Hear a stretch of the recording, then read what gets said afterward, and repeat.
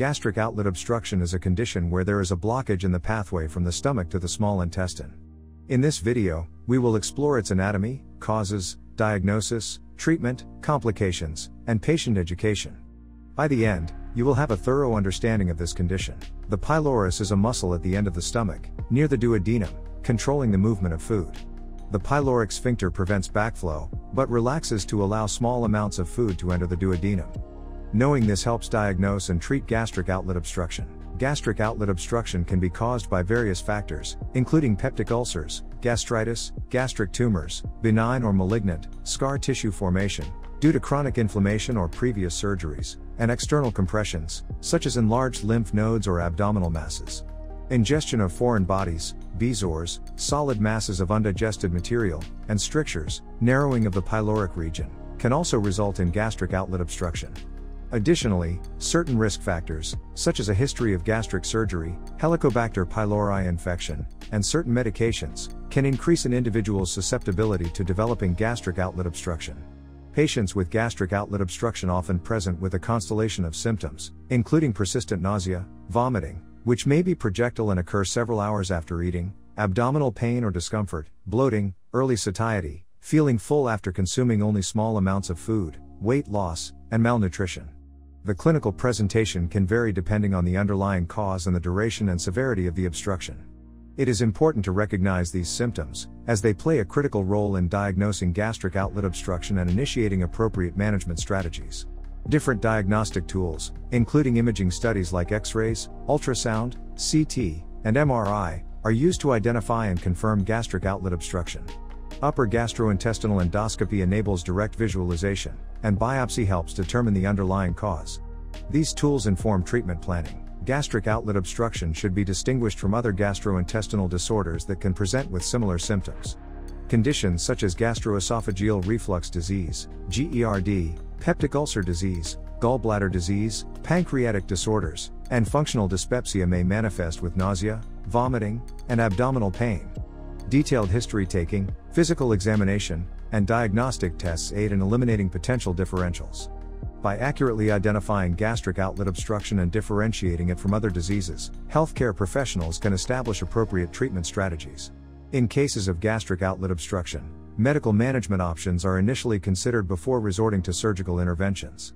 Gastric decompression, achieved by nasogastric tube insertion, allows for the removal of excessive fluid and air from the stomach, alleviating symptoms of distension, nausea, and vomiting.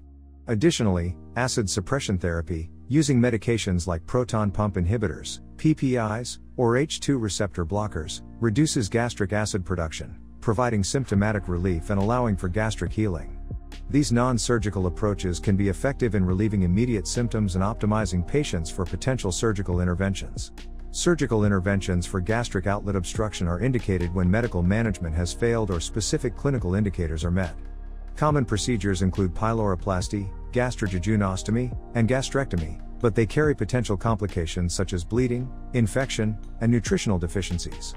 Surgeons must consider these factors for optimal care. In recent years, minimally invasive procedures have emerged as alternative approaches for managing gastric outlet obstruction.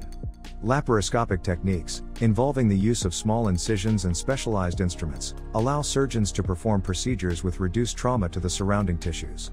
These techniques, such as laparoscopic pyloroplasty or laparoscopic gastrojejunostomy, offer several advantages over traditional open surgeries, including shorter hospital stays, less postoperative pain, faster recovery time, and improved cosmetic outcomes. Minimally invasive procedures are gaining popularity and should be considered if appropriate for the patient's condition. Prolonged gastric outlet obstruction can lead to significant complications, most notably electrolyte imbalances and malnutrition. Continuous vomiting results in the loss of essential electrolytes, such as potassium and sodium, which play crucial roles in maintaining normal bodily functions. These imbalances can lead to cardiac arrhythmias, muscle weakness, and other systemic manifestations.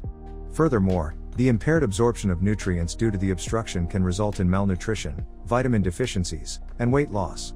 Identifying and addressing these complications is essential in the comprehensive management of gastric outlet obstruction. Gastric outlet obstructions untreated or inadequate management results in chronic inflammation, fibrosis, and scarring in the pyloric region. This leads to complications, malnutrition, weakened immune function, muscle weakness, and organ dysfunction. Prompt diagnosis, treatment, and follow-up improve prognosis. Patient education and counseling are essential for managing gastric outlet obstruction. Providers should educate patients about dietary changes and lifestyle modifications to alleviate symptoms and prevent recurrence. This includes small, frequent meals, avoiding triggering foods, maintaining a healthy weight, and incorporating exercise for better outcomes. The field of gastric outlet obstruction management is continuously evolving, with ongoing research efforts focused on identifying novel treatment options and improving patient outcomes.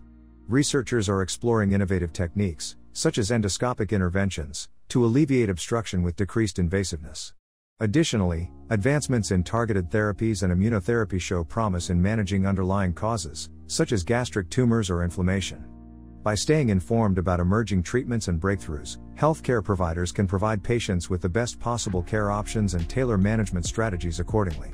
In conclusion, understanding gastric outlet obstruction involves knowledge of anatomy, causes, diagnosis, treatment, complications, patient education, and research. Healthcare professionals can use this information to provide optimal care and contribute to improving future outcomes.